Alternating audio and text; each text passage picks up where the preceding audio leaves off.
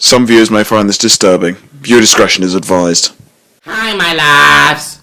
It's Destin Choice, and you're watching TROYCETV. So, I didn't expect to do this video because, woo child, I got dragged in my last video by Breonna Taylor, but I felt the need to talk about it, and of course, I'm going to look at both perspectives. So, as I do that, I'm going to talk about all the new information that's been released about Breonna Taylor, and I'm also going to talk about the fact that a lot of conservatives are doing way too much about this new information that came out about Breonna Taylor. And of course, I also want to talk about Officer Mattingly, one of the officers that shot Breonna Taylor. He fined his first exclusive interview addressing the situation, and he said a lot of very insane things that I really wanted to cover today. So as I do that, I'm going to be enjoying my lemon detox water. This is how I've been losing weight. Okay, so basically some new information that came out about Breonna Taylor, and I'm pretty sure a lot of you guys are familiar with the case of Breonna Taylor. So as you guys know, basically for the past couple of months, the whole world has been talking about Breonna Taylor, and they're still talking about Breonna Taylor. Despite the verdict being served and despite the fact that the officers weren't charged, people are still talking about Breonna Taylor, and her name is still being kept alive. As you guys know, her boyfriend is basically still trying to sue the state of Kentucky, and he's still currently with his lawyers working on getting a multi-million-dollar settlement. Now, of course, you guys know a lot of activists, Black Lives Matter junkies, aka fake woke activists, like Shaun King's white ass, and Tamika Mallory's clout chasing ass, and Ben Crump's clout chasing ass. Of course, riding the wave of Breonna Taylor, because of course you guys know that all these fake woke activists like Al Sharpton have to keep riding the Black Lives Matter wave, that just so they can keep getting donations, more popularity, sell books, and book more tickets for more events. But that's another video for another day. But we have to be honest here. We have to know all the facts, because like I said in my last video, what's the point about protesting? What's the point of protesting? And what's the point of chanting Breonna Taylor's name to the rooftops if you don't hear all the facts? Like I always say, facts don't care about your feelings, and you guys know I love to play devil's advocate. So at the end of the day, when it comes to this situation, you have to look at both point of views. However, although Breonna Taylor's situation was hugely mainstream politicized, we all found out that this had nothing to do with race at all. So a lot of these Black Lives Matter activists were pretty much wasting their time. This had a lot to do with the fact that police officers were doing their job. And unfortunately, Breonna Taylor got caught in the crossfire after Kenneth Walker shot at the cop, which he rightfully had the right to do so because the cops apparently didn't announce themselves. So some new information has came out about Breonna Taylor, and to make a long story short, these pictures basically came out of Breonna Taylor and Kenneth Walker. So the Louisville Police Department randomly released these photos that they found of Kenneth Walker and Breonna Taylor that were once posted on social media. The caption basically said something involving them being each other's ride or die. And these pictures are obviously irrelevant to what happened to Breonna Taylor, but a lot of conservatives brought up how maybe that this is a big reason why the police felt intimidated. Maybe this was a reason why police felt like they needed to search her home and be guns ready. Maybe this was why. It is fucked up how this had to come out this way, but I completely understand why these pictures were released. Many people also said, how is it fair for white people to be posing up with guns and hunting and shit, but when black people do it, it's not that innocent, which I understand, because white people pose with guns all the fucking time. I mean, anyone that lives in the South knows this. White people love their damn guns, they love hunting, all that type of shit. However, in this case, the strap that Kenneth Walker was holding was obviously registered to him and was believed to be used in the incident that night. But the weapon that Breonna Taylor has seems a little bit suspect, considering that there's no trace of it and she doesn't have a gun license. But despite that, Breonna still didn't have anything in her home, other than the fact that her ex-boyfriend, who was running a drug house, whom was constantly using her car to drive back and forth from this house to the next house, he had a whole bunch of illegal guns and contraband seized at his drug house. However, I'll definitely admit that some of the cops that were actually investigating and searching the house after Breonna was killed, I do realize that a lot of them did say some very problematic things on camera, like on their body cams, when they were like, oh, she's done, or hey, watch, be careful what you say. Like, I do admit that. So the cops 100% do look out for one another, which I think is a little bit problematic, and I will admit that. And honestly, I will admit that the day Breonna was shot, a lot of people tried to condemn the officers for not calling medical, which they should have, but according to the state attorney general, Daniel Cameron, who I'm sure a lot of you guys know, he claimed that within 2 minutes, Breonna would have died regardless because of how severe the gunshot wounds were. Now, as far as the cops being held accountable, I think it's more so the system that needs to be held accountable. From now on, they need to make it a new rule where cops can no longer go to somebody's house late at night at all. Also, let's also keep in mind the fact that a lot of conservatives are having a ball with this because for some reason conservatives are so excited with trying to prove a point with, aha! This is not racially motivated. Trump 2020. And it's like, whoa, okay. I get it. I get that the media be lying and shit, but relax. Somebody still died at the end of the day. A lot of the stuff that we did hear about Breonna Taylor was made up of lies, and a lot of it was built on fallacies, unfortunately. Now, when it comes to Breonna Taylor's pictures resurfacing, a lot of you guys could say, well, who cares? It's not a big deal, just a picture. It needs to be addressed because a lot of people keep saying that, well, why would the police officer so trigger happy to run up in there and shoot an innocent black woman and a black man? You have to understand that the police officers actually had access to these pictures for a while, and they might have seen these pictures on the internet. So who knows that maybe they saw these pictures and they came guns blazing because they probably assumed that Breonna might have possessed a threat. And like I said in my last video, and just like Candace Owens said, because, ooh, child, I know a lot of y'all can't fucking stand Candace Owens. I wouldn't know it was the police if you knocked into the police. Okay, would you grab your gun and fire at them? Wouldn't you look out the window, check the peephole to see what's going on before the police officers barge into your house, which they have a right to do because they have a warrant on them? Do you understand that Breonna Taylor is dead? That is sad. It is the fault of Kenneth Walker for firing at a police officer. Black Lives Matter started at the principle that unarmed black Americans were being shot and killed for no reason by police officers. I wish Kenneth Walker had looked through the peephole, or I wish Kenneth Walker could have just told her, like, hey, babe, you stay in the room. I got the gun. You don't. You stay here. I'll check it out. Because had he told her to stay in the room, none of this would ever happen. I feel like a lot of conservatives are milking this. It got to the point where a conservative YouTuber by the name of Officer Tatum had the audacity to write the cops that were fired a check. And I feel like Sergeant Manley deserves to get a settlement because there's no way that man got shot doing what was right and he don't get no repercussion. Let me sign this thing. I think we can match this. Sergeant Manley, $5,000 check. We writing this $5,000 check out to Sergeant Manley in the name of TatumReport.com. Now, don't get me wrong. The officers were just doing their job just to play devil's advocate. But for him to write a fucking check and for conservatives to just be talking about this back to back, say, aha, take that, media. It's just like, oh my God. Breonna was not killed as a result of police misconduct. She was failed by the part of black culture that adopts mediocrity and makes excuses for criminal activity as inherent parts of black identity. As a result of her life choices, she lost her life. Let me also tell you something else. It is the bigotry of low expectations. Stop believing. If you are a white person, you've been defending this and you've been wearing a Breonna Taylor t-shirt and you've been demanding justice for Breonna, then you should be demanding that her boyfriend serves time in prison for firing at a police officer. You should not be demanding a police officer's figurative head on a stick, okay? These are the people that protect and serve the community. You keep saying Black Lives Matter. Did any of the black lives that were having crack cocaine moved into their neighborhood by this whole organization of criminals matter to you at all? Did you know maybe somebody overdosed on the drugs that this group was selling? Did that matter to you at all?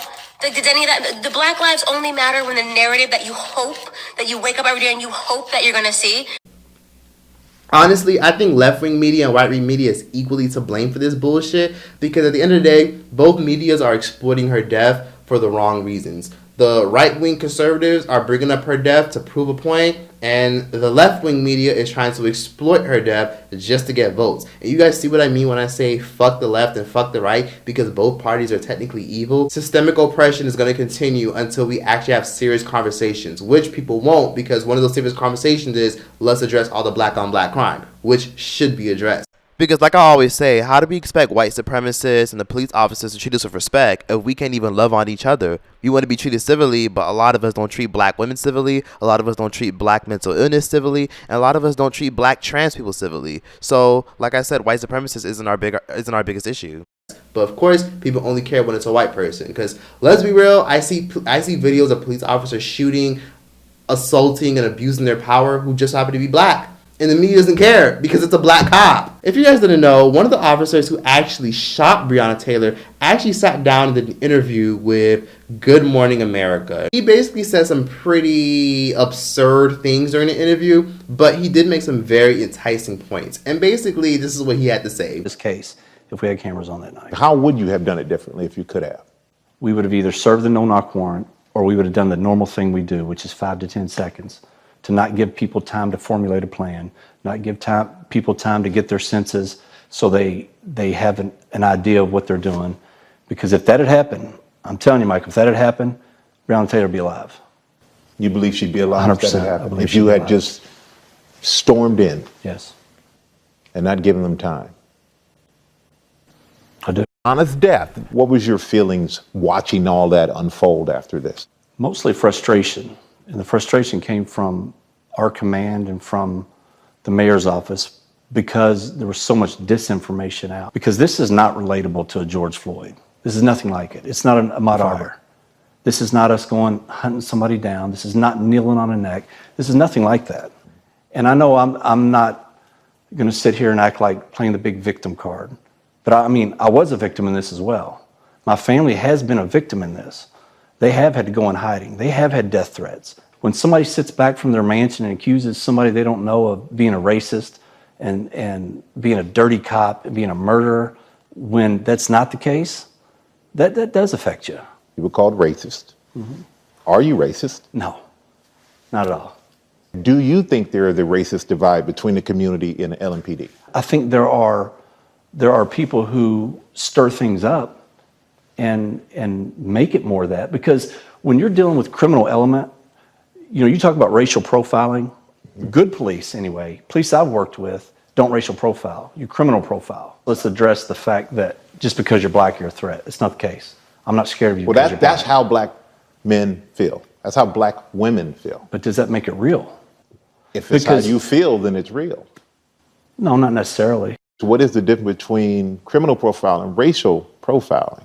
Criminal profiling is when you get to know an area. Okay, when you work in an area long enough, you can tell by people's demeanors. If you pull up beside somebody and they don't make eye contact, they swerve off. There's just different elements of people's psychological game that they put out that you can tell when you've done something long enough. So basically, it's a feeling. Not just a feeling. I mean, it's a feeling that goes along with what you've experienced, with what is in the area, what should or shouldn't be. You look at a George Floyd, what happened to him is tragic. It was horrible. Everybody looked at that and said, wrong, bad, disgusting. And what happens? They end up getting locked up, which in my opinion, and I don't know the ins and outs of the case, and I'm very careful now to judge other people for Monday morning quarterbacking, but in my opinion, that was the right call, whether he died of an overdose or whatever. But what happened after that, in my opinion, George Floyd was not a model citizen. It's very hard for me to sit here and hear George Floyd died of an open overdose. He died because someone was kneeling on his neck for minutes. And I agree with that. In regards of him being a model citizen or not, he didn't deserve that. No one deserved that. Nobody said he did. So- I just demonized it. I said it's horrible. Now, I understood what he was saying because he did say that his life is ruined and his kid's safety is at risk over lies and misconceptions, which is true because people are trying to paint him as if he's just a systemic racist police officer, a cracker, KKK police officer, which isn't true at all. He's not a racist. There's nothing racist about him as far as we can prove. So at the end of the day, none of this had anything to do with race, and his life is pretty much ruined, and he's always going to be labeled a racist when he really isn't a racist as far as we know. And also, he did say in the video that a big reason why a lot of this escalated was because Breonna Taylor was in the midst of a drug investigation, which is true. Her name was on the warrant, and had her name not been on the warrant, her house would have never been ransacked, and they would have never needed a search warrant. Officer Mattingly is getting dragged to filth because he specifically said that although George Floyd is dead, George Floyd was still a criminal. And I hate to say it, but it's kind of the truth. Candace Owens said the same thing and got dragged to filth, which, I mean, as she should. But George Floyd made some very horrible decisions. Everyone knows that George Floyd, the reason why he interacted with the police was because he was trying to pass off counterfeit money. After he tried to pass off counterfeit money, they were trying to detain and arrest him, and George Floyd resisted arrest. Yes, he actually did. Unfortunately, people don't talk about this clip because there was a clip that was resurfaced a couple months ago. Yes, literally 3-4 months after they burnt Minnesota to the fucking ground, some clips resurfaced that the media never shows of George Floyd actually resisting arrest. You have to know all the variables in the situation. You can't make a hypothesis, a justified guess. You can't come to a conclusion without addressing the variables. Variables are very important to making educated guesses or making conclusions. And I understand what Officer Madden was trying to say. The problem in society is crime. Of course, the news reporter who was, interviewing him did condemn him, did hold him accountable, and said his past has nothing to do with anything. He's dead. I will also link the full body cam footage for those of y'all who want to see it, since the media is hiding, down below. So feel free to watch it after this video. But I feel like what Officer Mattingly was trying to do was he was trying to point out the fact that it's important to acknowledge crime is the problem.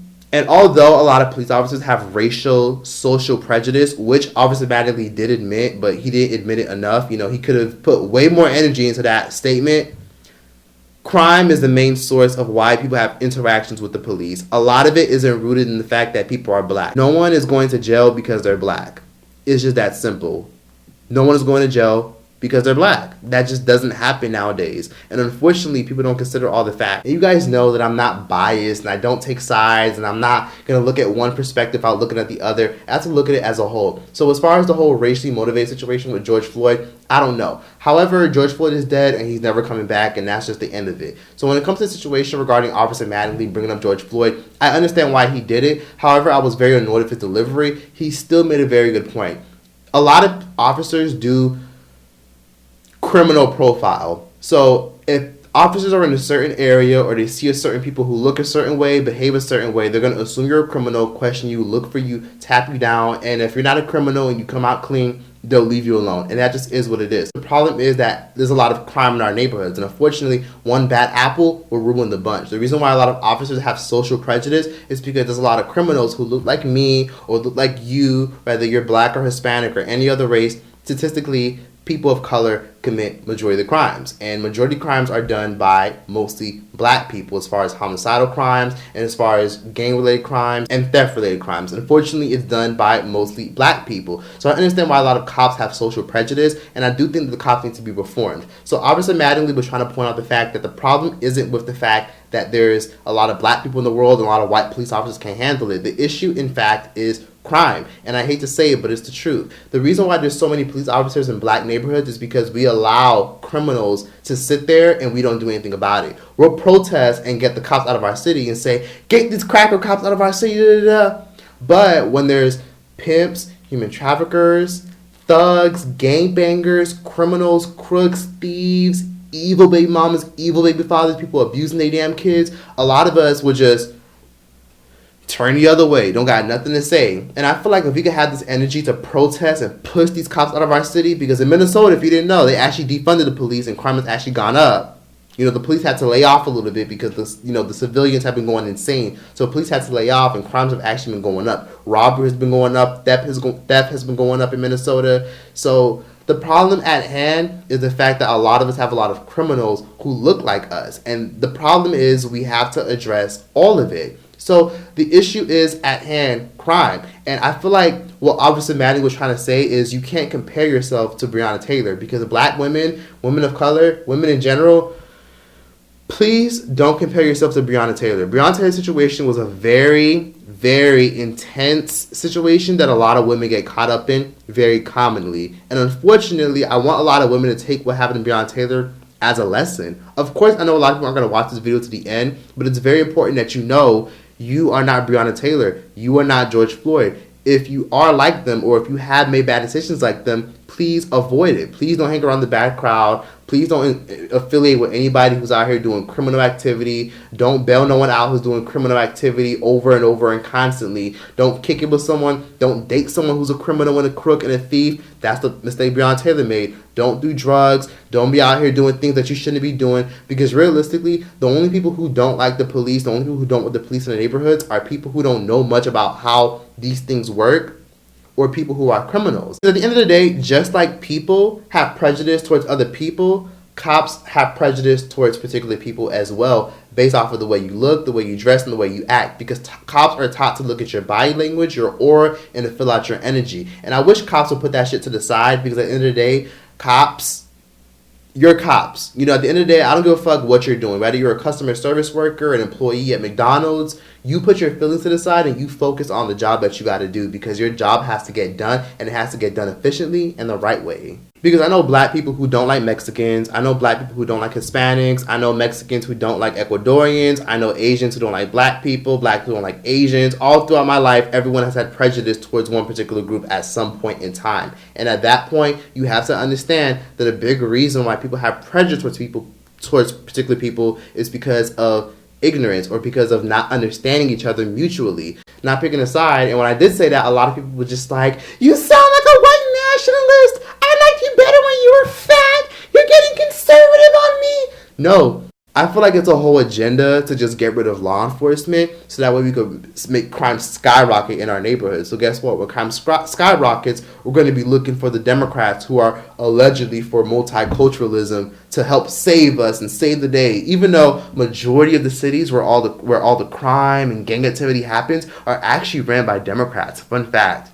So, yeah, most of the cities that are actually filled with crime and poverty are ran by Democrats. Did you know that? But anyways, I digress. That just is what it is. And at the end of the day, we have to understand that there's some very serious issues that we got to have in the black community, or very serious issues that we have to have altogether. We can't go around saying, oh, man, these cops are racist, hunting us down. Listen, respect law enforcement and comply with law enforcement. A big reason why I don't support Black Lives Matter is because they don't talk about the important issues when it comes to police brutality or why it's happening frequently. A big issue why people are actually having encounters with the cops is because of father absence at the end of the day. And Obama said it the best.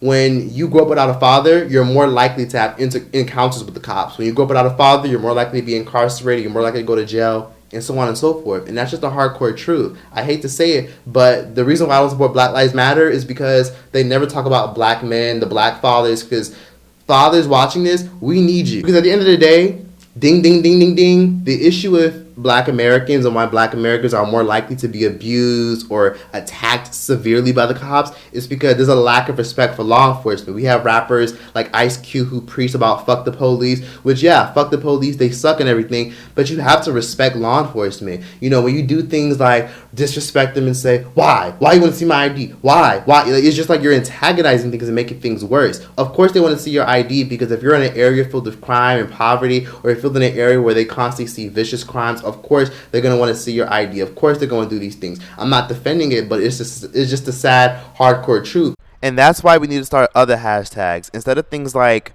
defund the police or abolish the police, we should start hashtags called end crime. That's a good hashtag. Let's all protest and get these motherfucking thugs who are ruining our neighborhoods, harassing our children, human trafficking our children, pressuring our kids to join gangs. How about we all team up and we push them out of our neighborhood? Because at the end of the day, if we live in these neighborhoods and we don't want them being touched, and we don't want them to be ransacked or filled with police, how about this? Let's get these motherfucking thugs out of our neighborhood, period. Get them out of our neighborhood. Because you want to know something? When we get them out of our neighborhood, the police gonna stay the hell away from us. And that's a fact. And that's why I say Black Lives Matter is full of shit, because you guys didn't notice how police brutality is happening in Nigeria right now. Police brutality is happening in Nigeria right now. But yeah, where's Black Lives Matter? Where y'all at? Where you at, Black Lives Matter? Police brutality is happening huge in Nigeria right now as far as the whole SARS situation, right? It's happening huge with corruption. But Black Lives Matter don't give a fuck. That's why Nigerians, a lot of them are very much annoyed, because a lot of them rode with black Americans with the whole Black Lives Matter movement. But yet, SARS isn't getting much promo, press, or attention. No one's reposting anything. It's not getting as much attention as, George Floyd, when there's innocent people actually just like running away from the damn cops and actually being shot after they're running away from the cops. It's terrible. But where is Black Lives Matter? Oh, wait, I forgot. Black Lives Matter doesn't care because Nigeria is predominantly black. And since it's black versus black, they don't care. So, yeah, that's all I got to say. And honestly, before I go, I'm going to insert this clip right here, because a police officer went viral recently for saying this, and he said some real ass shit. And you see a 30-second videotape of cops using excessive force, and you are intelligent to understand that there's way more to that 30 seconds and things happen. The definition of resisting: if you tense your arm up when I'm trying to handcuff you, you are resisting, okay? The problem is, we do not have a public problem. We don't have a police problem. We have a parenting problem. Back in the 90s, you know, I think that my generation kind of screwed this up to where when my generation started having kids, we really didn't want to be as strict on our kids. Now I don't have any. We didn't want to be as strict on our kids as our parents were, so these things called participation awards mysteriously showed up. Everybody got to play. No, there were no tryouts anymore, and that was definitely in sports. Coaches were not allowed to swear at kids when they wound up, doing sports. Teachers couldn't discipline anymore. You couldn't go to a restaurant without disciplining your child and somebody sticking their nose in your business and them calling the police on you and then you getting arrested. The synergistic effect of what happens is now you have a bunch of people who are in their late teens and early 20s, and they have no sense of responsibility to authority. They didn't have to listen to their parents. And this is not really the parents' fault to a degree. But if you take a circumstance like the restaurant issue, you know, you're in a restaurant and your kid acts up and you give your kid a little bit of a disciplinary crack and some table sticks their nose in your business and you get arrested, you will never do that again. And then your kid is going to get away with murder. And your kid goes to school, doesn't listen to the teachers. Or worse, teacher decides to discipline. You're not having any of that, so then you get the teacher fired because you associate that with what happened when you went to school and you defend your little kid and all of their bad actions. Go through life. You know, now your bosses, you got a kid who gets a job and they don't want to work at the job, so they mouth off to the boss or they don't have any work ethic. Then they get to us, the ultimate authoritarians, who are really only middlemen. We do nothing but, we keep the peace and maintain order in a free society. We are law enforcers. We don't make the laws, and we're not the judges who are handing out the punishment for the laws. You really don't hate us. You hate what we represent, which is holding your behavior and actions and addressing those. You know, you do some behavior, you do some actions, and we document that. You can't stand us for that. You blame us. If the judge hands down a sentence, you're still blaming us. The lawmakers do something, you're still blaming us. We don't have a black problem and a white problem. If you really look, the one thing about the statistics that you see online that I really wish they would show is all these criminal activities. Oh, you see all these officers who are racially profiling. I really want to know what the statistics are if you boil it down to about what the specific age of all these people that the police are so quote-unquote harassing, what their gender is, and then if they come from fatherless homes, because it's broken homes, and it's males. It's not a white problem, Hispanic problem, Asian problem, black problem. It's males. And it's teen males. You have these over-the-top testosterone teen males with no guidance who have no discipline, and this is the result from today of what we're seeing, why we have a problem with the public and the police. When I talk about compliance, the one thing that you really have to understand is 99.9% of the time on a scene when the police show up, I don't mean to sound bad, but the police will win the situation. Okay? The easiest thing that will solve everyone's problem is compliance. Even if we are 100% in the wrong and we still do whatnot, you can sue the living pants off of us. Go to court. Sue. Take our pension, take our homes, take our dogs, take everything you can. Do it the right way. But when people send me these videos and said, oh my gosh, I see two cops who are trying to arrest a young man and he's saying I can't breathe and he's on all fours. You know, I watched those videos like the one that just got put up and those cops didn't use enough force. The man was clearly resisting. It takes 2, 3, sometimes 4 officers to control one suspect. And for those of you who have kids, think about your toddler or your 5-year-old throwing a tantrum and you trying to control them by yourselves. It's not that easy, people. Musculature locks up, skeletal structure locks up. It's very difficult to actually, really control without a certain use of force. So, I know I'm going off on a long-winded rant, but you really have to look at the problem. The problem is simply parenting and compliance. You didn't teach your kids how to comply to your rules, and that trickled down to what we have going on. So when you ask me, what can we do to build a better society on your end to build the police? Dear God, please comply. If we pull you over for a speeding ticket or speeding, we issue you a ticket, you don't hate us. You hate the fact that somewhere along the road, down the road of your life, you got so used to not answering for responsibility at all until you ran into us, and we are the ultimate street authoritarians and responsibility holders. And at the end of the day, we need two supportive parents to hold the child down and keep the child balanced. So that's why I always say that a big reason is why there's so much police encounters, why there's so much crime, is because we don't have enough unity. We don't have much family unit. Did you guys know that 70% of black households are actually growing up without two parents? It's terrible. And the same thing goes for the Latino community. Their numbers are actually going up. Around this year, 40% of Latin households are grown without fathers. Aaron McGruder said it the best. The black community doesn't like each other. We already do this whole thing where we tear down black women, or we condemn all black men for what some black men do, and we have this thing that we do where we divide each other by hair types, skin shade, hair texture. Like, it's insane. Like, we have all these isms in the fucking black community because we all fucking hate each other. It's insane, but that just is what it is. So we need to have some serious conversations, and like I always say, racism, systemic racism, is not the biggest issue in the black community. A lack of a family unit is the issue in the black community. And people believe that Democrats are going to set them free and release them from chains, but that's not the truth. Baby, you're already free. You just got to free your mind. But all that for this video. Please be sure to like, comment, and subscribe. I hope a lot of people gained something from this video. If you didn't, it is what the fuck it is. If you're mad at this video, don't like it, want to unsubscribe, it's perfectly fine. I already lost 400 subscribers last month, so it's fine. I can lose 400 more, it's perfectly fine. But yeah, that was my thoughts and opinions. Please feel free to debate, argue, give your thoughts and opinions if you don't agree with me. If you want to go off on me, tell me I'm stupid and ignorant, so on and so forth, go ahead. I'm all for it. But yeah, that was that. Like, comment, and subscribe. Choice out this Sometimes bitch. Love comes around, it comes around, and it knocks you down. Just get back up, and it knocks you down, it knocks you down. Sometimes love comes around, and it knocks you down. Just get back up when it knocks you down. Knocks you down. Knocks you down. Tell me what it happens. Sometimes love comes around, and it knocks you down. Just get back up when it knocks you down.